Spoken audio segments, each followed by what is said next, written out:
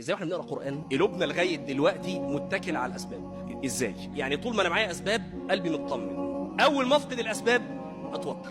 قول ده بقى في اي حاجه، يعني معايا فلوس مطمن، الدنيا مالت بيا اتوترت. ما هو انت كده قلبك مش معتمد على ربنا. ما تضحكش على نفسك، والله لو دقنك قد كده، لو نقابك مش باين منك عينيكي حتى، انت مش عارف عقيده، انت صفر في الاعتقاد كده، صفر.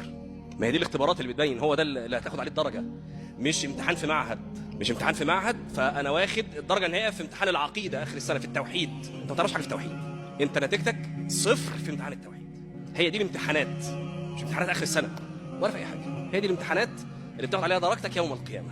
وقل مثل ذلك في اي سبب بقى قلبك بيعتمد عليه. رايح مقابله في شركه، فليا واسطه في الشركه مدير الشركه، رايح وانت ايه، بطنك بطيخه صيفي، مش كده؟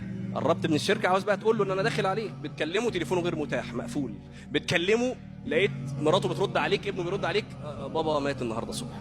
حصل ايه في قلبك وقتها؟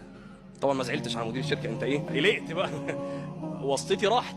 بتكلمه ده انا النهارده اقلت من الشركه وحد تاني مسك. حصل ايه في قلبك؟ هو ده، هي دي الامتحانات.